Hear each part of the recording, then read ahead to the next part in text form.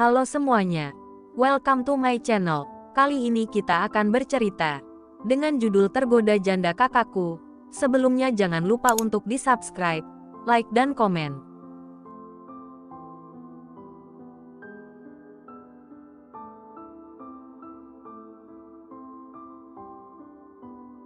Episode 14, Diari Chandra. Pagi-pagi sebelum matahari muncul, Anjani sudah bersiap-siap untuk meninggalkan apartemen suaminya. Malam sebelumnya, dia berhasil menemukan rumah sewa murah dengan bantuan temannya. Kebetulan, rumah itu dimiliki oleh seseorang yang pernah dia bantu saat masih menjadi istri Chandra.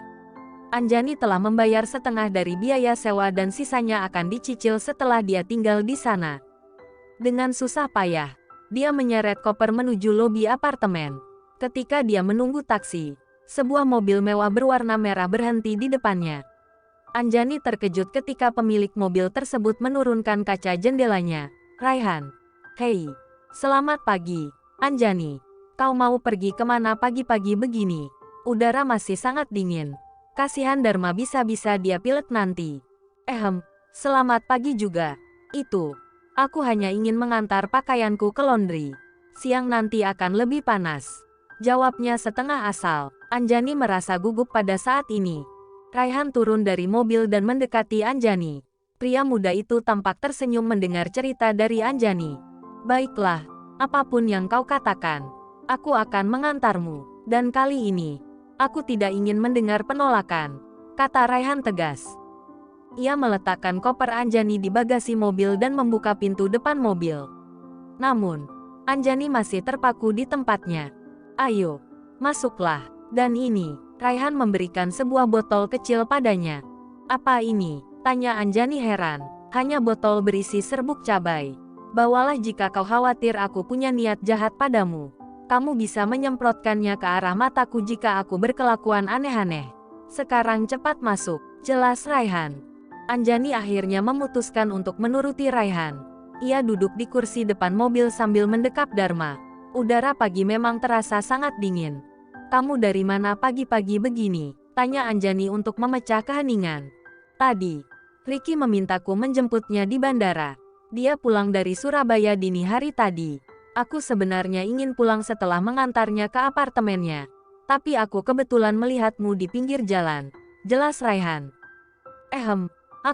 Itu urusanmu. Tidak perlu menjelaskan apapun. Aku tidak bertanya mengapa kau ada di pinggir jalan pagi-pagi begini.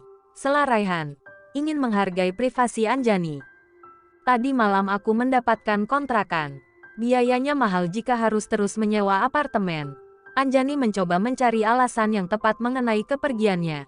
Karena tidak mungkin ia akan mengatakan bahwa suaminya telah mengusirnya. Kenapa harus mencari kontrakan? Bukankah kemarin kita sudah sepakat untuk membuka toko? Tanya Raihan. Aku merasa tidak enak padamu. Selain itu, proses permohonan pinjaman di bank tempatmu bekerja belum selesai. Ucap Anjani. Urusan pinjaman serahkan padaku. Lebih baik kamu batalkan kontrakan itu. Kita langsung fokus ke ruko saja. Aku yang akan membayar jika mereka menuntut ganti rugi. Jelas Raihan. Tapi, tidak ada. Tapi, lokasi ruko juga tidak terlalu jauh dari supermarket Ricky. Jadi kamu masih bisa menyuplai kue-kue kamu ke sana. Raihan tidak ingin Anjani dan Dharma tinggal di lingkungan yang belum ia ketahui. Entah mengapa, ia merasa memiliki tanggung jawab terhadap mereka jika terjadi sesuatu. Mereka tiba di sebuah area parkir di kawasan ruko yang terlihat mewah. Ada sekitar 5 ruko yang berderet dengan masing-masing memiliki desain bangunan yang unik dan mewah. Semua bangunan itu adalah milik Raihan, yang dulu ia bangun untuk membantu teman-temannya yang ingin memulai usaha sendiri. Kau suka? Tanya Raihan ketika mereka berada di dalam salah satu ruko miliknya. Suka sekali. Ini beneran punya kamu? Tanya Anjani. Bukan. Tapi aku sudah terlanjur menyewanya selama 20 tahun. Jawab Raihan santai. Ia tidak ingin Anjani curiga bahwa sebenarnya ia adalah orang kaya. Ruko itu memang sangat cocok untuk dijadikan toko roti karena memiliki dapur yang luas di lantai bawah. Raihan memimpin Anjani membawa kopernya menuju lantai atas. Di sana, Anjani tak henti-hentinya memandang dengan penuh kekaguman. Raihan benar-benar memperhatikan setiap detail ruangan tempat mereka berdiri sekarang. Cat warna lembut membuat ruangan itu terasa hangat. Pasti Anjani akan sangat betah di sini. Istirahatlah dulu. Ada lemari pendingin di bawah. Di sana ada beberapa bahan makanan yang bisa kau gunakan untuk sarapan nanti. Kita akan membicarakan ini lagi nanti. Yang penting, kau sudah berada di tempat yang aman sekarang. Aku akan pulang dulu. Tapi aku akan datang lagi siang nanti. Iya, terima kasih Raihan. Terima kasih atas semua bantuannya. Padahal kita belum lama kenal, kata Anjani sambil tersenyum. Raihan hanya tertawa mendengar ucapan lucu Anjani.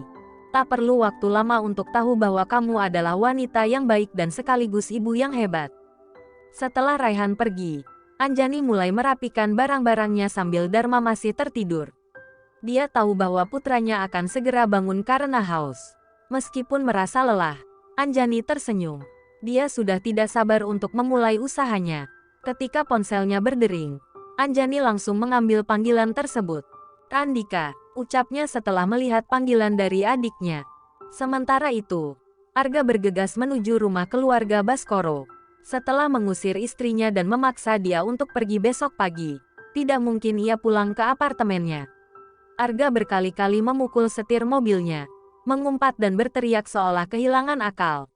Dia memaki dirinya sendiri karena selalu kehilangan kendali ketika berada di depan istrinya.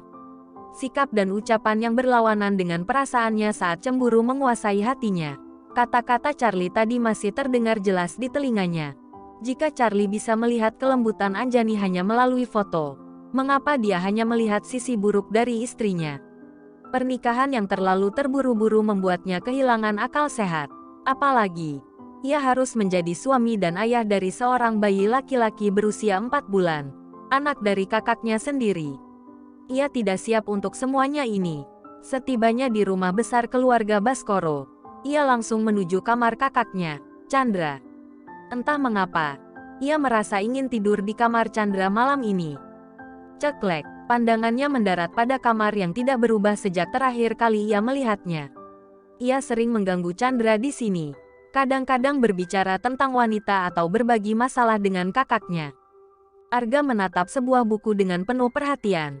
Ia tahu bahwa itu adalah buku harian milik kakaknya. Sebenarnya ia tidak berniat membacanya. Tetapi rasa ingin tahunya memaksa ia membuka lembar demi lembar buku itu. Isi diari Chandra, Anjani Melati. Aku terpaksa menikahinya secara diam-diam karena papa dan mama belum memberikan restu pada hubungan cinta kami. Dia wanita yang luar biasa. Dengan rasa kasih sayangnya pada ibu dan adiknya yang begitu dalam, ia berhasil meraih hatiku. Dia menjadi tempat berlindungku ketika aku merasa lemah. Namun, papa dan mama memaksa aku menikah dengan seorang wanita bernama Ratu, putri dari Om Arifin yang memiliki hubungan bisnis dengan keluarga Baskoro. Aku merasakan ketidakcocokan dari pandangan pertama dengannya, tapi aku tidak bisa menemukan alasan pasti. Hanya perasaan bahwa dia bukanlah wanita yang baik. Dan yang membuatku terkejut, wanita itu ternyata adalah pacar Arga. Astaga, bagaimana mungkin Arga bisa begitu bodoh mendekati wanita seperti dia? Arga, kau memang benar-benar bodoh. Arga menghela nafas panjang. Chandra memang selalu seperti itu. Kakaknya selalu merasa bahwa Arga masih anak kecil dalam banyak hal, termasuk soal wanita. Arga melanjutkan membaca ke halaman berikutnya. Ratu dan keluarganya ternyata sudah memiliki rencana untuk memanfaatkan Arga sebagai alat untuk keuntungan mereka. Aku tidak sengaja mendengar percakapan mereka di sebuah kafe. Aku tidak bisa membiarkannya terjadi, mengingat Arga masih kurang berpengalaman dalam urusan bisnis. Aku merasa harus melindungi keluarga, meskipun ini bisa mengorbankan kebahagiaanku sendiri. Akhirnya, aku menyetujui pernikahan palsu dengan Ratu, meskipun ini hanya formalitas. Aku tidak akan pernah menyentuhnya, karena ketika kami menikah, dia sudah hamil dari laki-laki lain. Aku mencoba bicara dengan papa dan mama mengenai kehamilan Ratu, tetapi mereka tidak mempercayai karena pandangan mereka terhadap keluarga Ratu yang terhormat. Aku tidak menyangka bahwa Anjani akan mendukungku untuk menikahi wanita lain demi melindungi keluarga, terutama Arga yang bodoh ini. Aku tahu bahwa ini pasti akan melukainya. Tapi aku lebih memilih dia terluka daripada diperdaya oleh wanita licik itu. Maaf. Maaf jika aku tidak bisa mengatakannya langsung padamu, Arga. Aku tahu suatu saat kau akan membuka buku ini di dalam kamarku. Dan jika aku menangkapmu melakukannya, aku bersumpah akan mengirimkanmu ke gurun di Afrika. Arga menutup buku itu dengan hati yang berdebar.